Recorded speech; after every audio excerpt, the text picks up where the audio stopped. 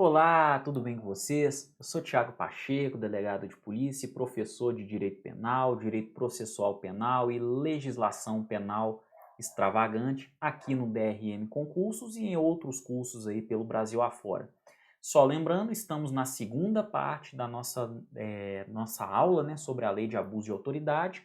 Se você não assistiu à primeira parte, eu recomendo que você retorne e logo após volte aqui para assistir a segunda parte para você não perder o contexto da aula. Combinado, pessoal? Então vamos lá, sem mais demora, nosso primeiro slide, né? Lei 13.864 de 2019 é a nova lei de abuso de autoridade, ok? Antes da gente iniciar a nossa aula, eu sempre lembro, né? Me siga no Instagram, @delegado Tiago Pacheco, eu estou disponível para tirar suas dúvidas. E conheça também o nosso trabalho de coaching e mentoria para concursos lá no plano de aprovação. Eu estou à sua disposição, ok? Vamos lá, pessoal. Ação penal. Os crimes previstos nesta lei são de ação penal pública incondicionada. Então, de modo geral, pessoal, a lei de abuso de autoridade, ela dá ensejo à ação penal o quê? Pública e incondicionada, ou seja, independentemente de qualquer condição, independentemente de representação, independentemente de qualquer coisa, o Ministério Público possui a obrigação de oferecer denúncia no caso de que se constate aí o crime de abuso de autoridade. O que é denúncia, pessoal? Denúncia é a peça inicial na ação penal pública, tá? E o autor dessa peça é o Ministério Público, beleza? Ele entra com aquela petição inicial que se chama denúncia, tá? A denúncia possui um prazo. E se o MP ele não cumpre esse prazo, tá? Se ele não cumpre esse prazo, pessoal, esse prazo processual para o oferecimento da denúncia, aí o particular, aquela pessoa que sofreu o abuso de autoridade, a vítima, literalmente falando, ela tem a prerrogativa de entrar com uma queixa-crime, tá? O que é queixa-crime? É uma petição inicial no caso da ação penal privada. Mas, professor, mas não é ação penal pública no caso da lei de abuso de autoridade? Pessoal, mas nós temos uma exceção. Quando o Ministério Público não cumpre o prazo dele, a vítima possui um prazo de 6 meses para entrar com a ação penal privada por meio do oferecimento de queixa. Isso de acordo com o parágrafo 1º do artigo 3º. Olha só, será admitida ação privada, olha só, é uma exceção, tá? Se a ação penal pública não for intentada no prazo legal. Ok? Então essa é uma exceção, pessoal. A vítima pode sim oferecer uma queixa. Contudo, o Ministério Público ele não perde o seu poder, tá? Sobre a ação penal. Olha só a continuidade do artigo. Cabendo ao Ministério Público aditar a queixa, repudiá-la e oferecer denúncia substitutiva, intervir em todos os termos do processo, fornecer elemento de prova, interpor recurso e a todo tempo, no caso de negligência do querelante, retomar a ação como parte principal. Então, pessoal, o Ministério Público ele não perde o seu poder sobre a ação. Ele pode simplesmente concordar com a queixa-crime e aí a ação continua, perdura com a participação de ambas as partes, a vítima e o Ministério Público, ou ele pode também, se ele entender que aquela queixa não é suficiente, ou aquela queixa, né, falta elementos, etc., ele pode aditar, ou seja, ele pode impor, ele pode implementar outras informações naquela queixa. Ou ele pode simplesmente pegar essa queixa, rasgar ela e falar, ó, essa queixa não está valendo de nada. Mas aqui a gente tem sim um abuso de autoridade. Tá? Eu não entrei lá naquele prazo, eu não cumpri o prazo processual, você entrou com a ação privada por meio de queixa, tudo bem, mas sua queixa está ruim. Eu vou rasgar ela e a gente vai iniciar tudo de novo, eu vou oferecer uma denúncia. E aí ele oferece uma denúncia substitutiva da queixa. Independentemente de substituir essa queixa ou não, o Ministério Público continua com todos os seus poderes, tá? Na ação penal. Ele pode interpor recurso, ele pode oferecer prova, ele pode fazer absolutamente tudo aquilo que ele faria caso tivesse iniciado a ação por meio da denúncia. Combinado, pessoal? Então, eu quero atenção nisso aí, tá? Isso vai ser cobrado no seu concurso. Não deixe de ler o parágrafo 1º do artigo 3º da sua lei, né, de abuso de autoridade, ou aqui no material que está disponível para você, tá joia? A ação privada subsidiária será exercida no prazo de 6 meses, contado da data em que se esgotar o prazo para o oferecimento da denúncia. Então, pessoal, a vítima também não tem um prazo eterno, não. Ela tem 6 meses após findado esse prazo que o Ministério Público teria para oferecer a queixa, tá? Ou, desculpa, oferecer a denúncia. Esse prazo, gente, processual, está lá no Código de Processo Penal, ele pode ser de 5 dias em caso de réu preso ou 15 dias no caso de réu solto, tá? Mas aqui não é o momento para a gente falar sobre esses prazos processuais de oferecimento da denúncia. O importante é entender que, seguindo a regra geral do Código Penal e do Código de Processo Penal, a nova lei de abuso de autoridade também inseriu, né, a informação de que o particular, a vítima, a pessoa que sofreu o abuso de autoridade, ela possui um prazo decadencial, esse prazo é decadencial, de 6 meses para oferecer a sua ação penal privada subsidiária da pública, tá? É uma repetição normativa, essa já seria a regra geral, mas o legislador quis constar essa informação aqui sem nenhum tipo de adição ou processamento novo, né? Nem nada, continua tudo do mesmo jeito que já é, seguindo a regra geral, mas o legislador quis deixar isso de forma expressa, ok? Essa é a famosa ação penal privada subsidiária da pública, ou seja, o MP não interpôs a ação no prazo legal. Qual prazo é esse? 5 dias em caso de réu preso ou 15 dias em prazo de réu solto. A vítima tem o prazo de 6 meses para entrar com uma queixa, com uma ação penal privada subsidiária da pública, tá? E esse prazo é de 6 meses, contado do dia que encerrou o prazo do Ministério Público. É um prazo decadencial. E se esse prazo finda e ninguém fez nada? A vítima não entrou com a queixa subsidiária, né? O MP também não ofereceu denúncia. Pessoal, continua o MP absolutamente competente para entrar com a denúncia até o dia que o fato prescrever, ok? Não é que o Ministério... Esse prazo é impróprio, pessoal, é um prazo impróprio. Claro que se o réu estiver solto, nós teremos o quê? O relaxamento da prisão por excesso de prazo, tá? Mas no caso, desculpa, no caso do réu preso, né? No caso do réu preso, a gente teria aí um relaxamento da prisão por excesso de prazo. Agora, no caso do réu solto, o prazo é impróprio. Então, desde que o crime não esteja prescrito, a parte está totalmente apta, ou melhor, o Ministério Público, né, estará totalmente apto para oferecer a sua denúncia.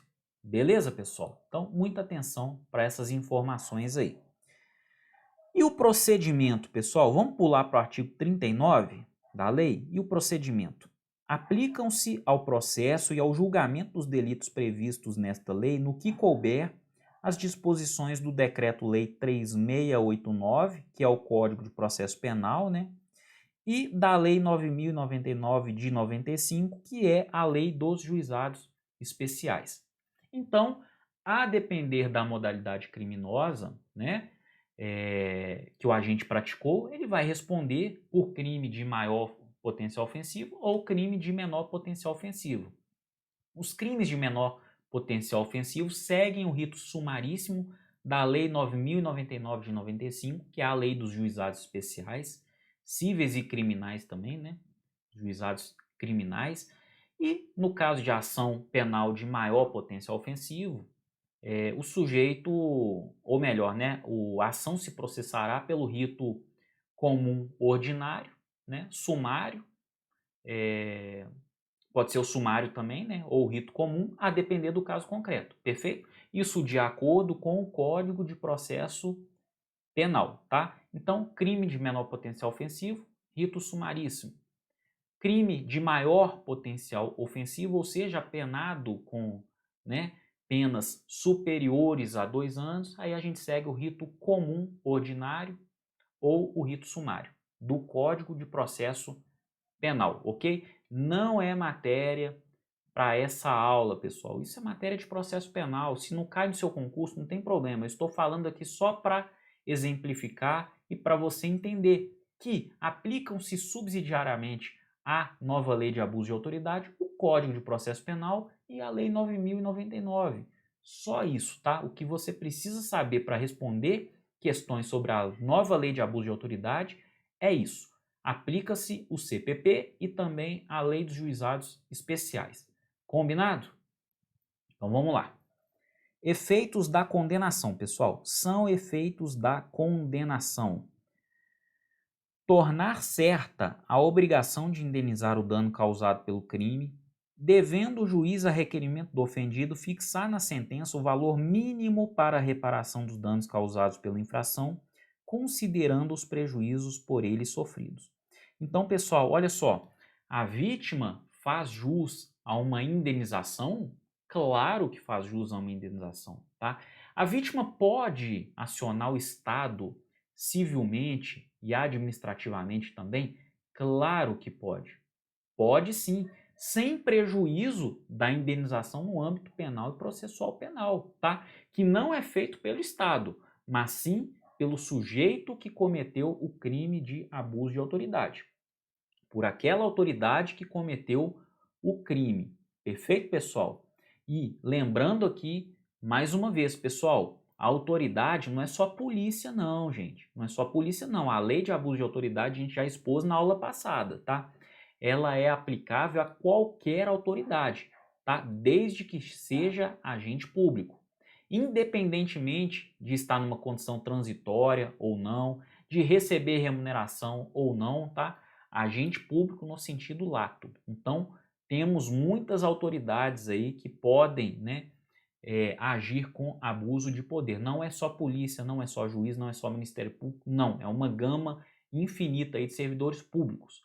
Perfeito? Então, muita atenção aí, pessoal. Isso vai despencar em concurso. Outro efeito da condenação importante: a inabilitação para o exercício de cargo, mandato ou função pública pelo período de 1 a 5 anos, tá? Esse período é variável e quem que vai decidir qual que é o período? Se é 1, se é 3, se é 4, se é 5? Obviamente, pessoal, é um magistrado no momento em que estiver proferindo a sentença, ok? Lá no caso concreto. E por fim, inciso terceiro, a perda do cargo, do mandato ou da função pública também são efeitos da condenação. Agora, pessoal, eu quero uma atenção muito especial à redação do parágrafo único do artigo 4º. Olha só, os efeitos previstos nos incisos 2 e 3, então, pessoal, estou falando desses dois efeitos aqui, ó. A inabilitação para o exercício de cargo, mandato ou função pública pelo período de 1 a 5 anos, ou a perda do cargo, do mandato ou da função pública, tá? Então, os efeitos previstos nestes incisos, eles são condicionados, olha só, à ocorrência de reincidência, pessoal. A ocorrência de reincidência em crime de abuso de autoridade, tá? Então, vamos lá, vamos falar aqui por partes. Esses efeitos, eles estão condicionados à ocorrência de reincidência em crime de abuso de autoridade. Então, o sujeito que praticou o crime de abuso de autoridade pela primeira vez, pessoal, pela primeira vez, ele não está sujeito aos efeitos da condenação que estão lá nos incisos 2 e 3, ok? E o sujeito que já cometeu vários crimes e comete abuso de autoridade pela primeira vez. Esse sujeito, pessoal, também não está sujeito, tá?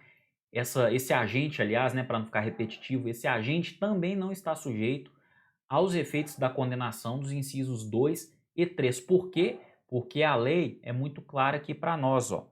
Ocorrência de reincidência em crime de abuso de autoridade, tá? Então, os incisos 2 e 3 somente se aplicam àquele sujeito que já tem uma sentença penal condenatória transitada em julgado para o crime de abuso de autoridade, tá? É aquele sujeito que está praticando a conduta pela segunda, terceira, quarta vez, ou seja, ele precisa ter cometido a conduta pelo menos uma vez. E essa conduta cometida já tem que ter sido o quê? Penalizada. A gente precisa de uma sentença penal condenatória transitada em julgado. Isso, pessoal, independentemente do sujeito já ter cometido várias outras modalidades criminosas ou não ter cometido nenhuma outra modalidade criminosa a não ser aquela de abuso de autoridade, tá? Então, muita atenção, tá? Os incisos 2º e 3º somente são aplicados aos agentes, né, que já receberam pena, já foram condenados ao crime de abuso de autoridade, tá?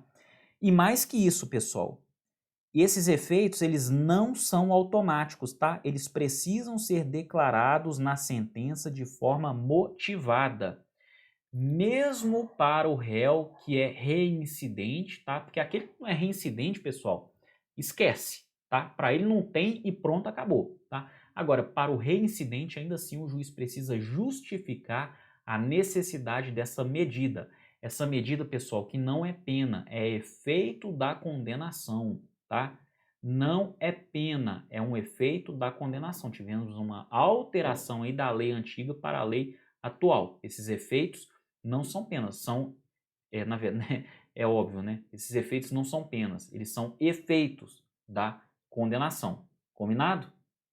Então, muita atenção aí para esse inciso 2º e 3º, porque ele vai tirar muitos pontos aí de candidatos que não estão preparados e não estão com cuidado aí para essas minúcias, essas pequenas minúcias da nova lei de abuso de autoridade, tá?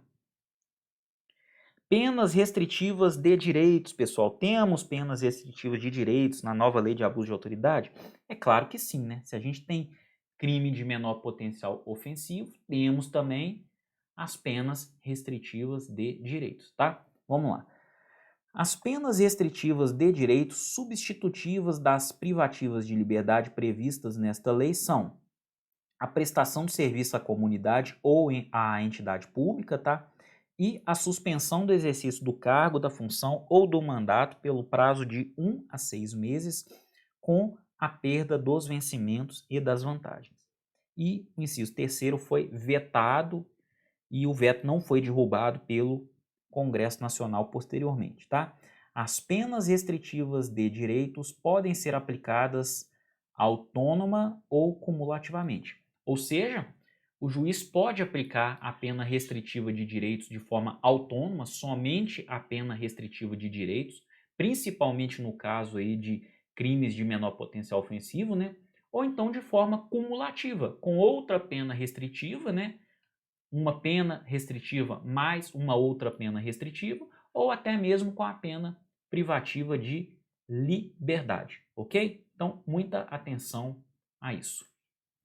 Sanções de natureza civil e administrativa, pessoal. Atenção aqui para o artigo 6º.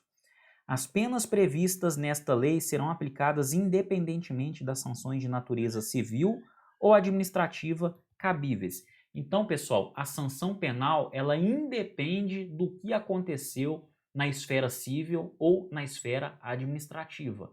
Independe mesmo, ela é absolutamente autônoma do que aconteceu nessas esferas, tá joia? Parágrafo único. A notícia de crimes previstos nesta lei que descreverem falta funcional serão informadas à autoridade competente com vistas à apuração. Para quê, pessoal? Para que seja instaurado o procedimento civil ou procedimento administrativo, tá? Que são independentes, mais uma vez eu informo, né, do procedimento penal e da sanção penal, tá? A sanção penal, ela não é vinculada à sanção administrativa ou civil. Agora, olha só, artigo 7º, olha que interessante. As responsabilidades civil e administrativa são independentes da criminal, não se podendo mais questionar sobre a existência ou a autoria do fato quando essas questões tenham sido decididas no juízo criminal. Então, a responsabilidade civil e administrativa também são independentes da sanção penal, assim como a sanção penal é independente das sanções de natureza civil e administrativa. Contudo, olha só, não se pode mais questionar sobre a existência ou autoria do fato quando essas questões já tenham sido decididas no juízo criminal.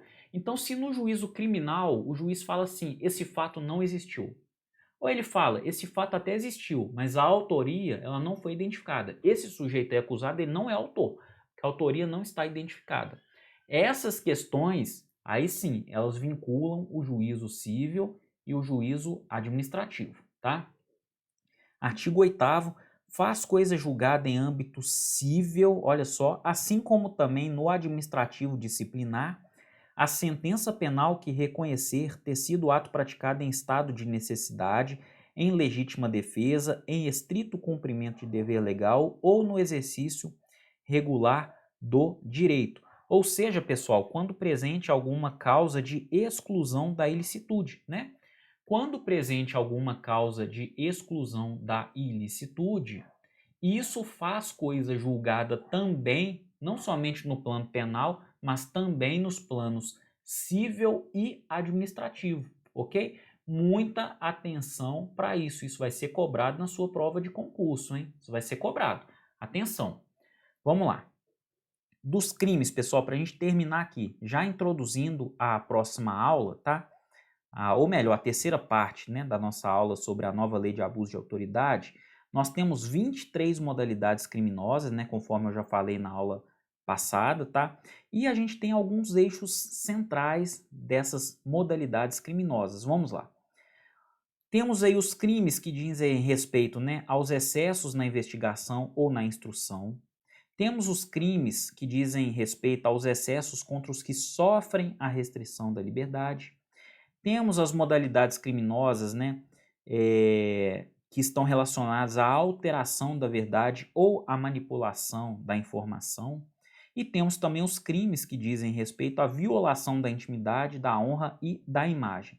E nós vamos estudar todos eles um por um a partir da próxima aula, tá? E no que tange à gravidade dos crimes, ó, nós temos os delitos menos graves, tá? Com penas de detenção de 6 meses a 2 anos mais multa. Esses são os crimes de menor potencial ofensivo, que são processados de acordo com a Lei 9.099 de 95, que é a lei dos juizados especiais, perfeito? E também, pessoal, temos os delitos mais graves, né? Com penas de detenção de 1 a 4 anos mais multa, tá? Então, não são crimes de menor potencial ofensivo, são crimes de maior potencial ofensivo, contudo, que dão ensejo à suspensão condicional do processo. Por quê? Porque a pena base dele não ultrapassa os 4 anos, né? Claro, estamos vislumbrando aqui uma seara o quê? Abstrata da pena ainda, né? E uma observação final, pessoal, não existe pena de reclusão na nova lei de abuso de autoridade. Pessoal, não existe pena de reclusão na nova lei de abuso de autoridade. Temos condutas apenadas apenas com detenção. Isso gera alguns reflexos práticos. O mais importante deles é o seguinte: não temos pena que inicia no regime fechado. Por quê? Porque a detenção ela só dá ensejo, né, a pena privativa de liberdade iniciar no regime semi-aberto. Então, em decorrência de não termos modalidades de detenção, ou melhor, né, de restrição, de penas restritivas, né, pessoal? Restritivas não, me falhou a memória aqui, pessoal. Penas de reclusão, desculpa, tá? Essa aula está sendo gravada a 1h da manhã, então me perdoem, tá? Então, pessoal, devido a isso, nós só temos modalidades detentivas da prisão, não temos pena que se inicia no regime fechado. Combinado? Somente no regime semiaberto para frente. Professor, então nós nunca teremos pena em regime fechado, né? Uma pena restritiva de liberdade em regime fechado na lei de abuso de autoridade? Não, pessoal, não. Por quê? Porque nós temos outras situações que poderiam dar ensejo a uma pena em regime fechado. Exemplo, né? E é esse que vai cair na sua prova: regressão de regime. O sujeito está lá, cumprindo uma pena em regime semiaberto e comete uma falta grave, tá? Isso aí é LEP, Lei de Execução Penal, não é tema da nossa aula agora, não é, ok, mas eu vou falar aqui para exemplificar. O sujeito comete uma pena grave, ele vai sofrer o quê? A regressão de regime. Ah, mas ele nunca passou pelo regime fechado, não importa. Ele vai regredir de regime. Então, do regime semiaberto, ele vai para o mais gravoso, né? Aquele imediatamente mais gravoso, que é justamente o fechado. E aí ele está cumprindo uma pena, né, em regime fechado por ter cometido um crime aí de abuso de autoridade. Contudo, por quê? Não é porque a pena começou naquele regime fechado. Não pode, ela não se inicia no regime fechado. É porque ele cometeu uma falta grave e regrediu de regime.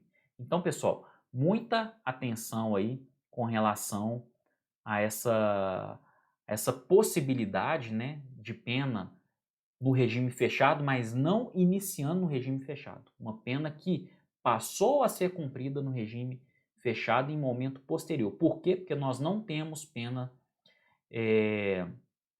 com o caráter o quê? Restritivo para iniciar em regime fechado, de acordo com a nova lei de abuso de autoridade, pessoal. Ok? Não temos aí pena de reclusão, somente pena de detenção. Ok? Pessoal, era isso. Essa foi a segunda parte da nossa aula, tá? Sobre a nova lei de abuso de autoridade. Agora, a partir da próxima aula, da terceira etapa, nós passaremos às modalidades criminosas propriamente ditas, ok? Então, um grande abraço e a gente se vê na próxima aula. Até mais.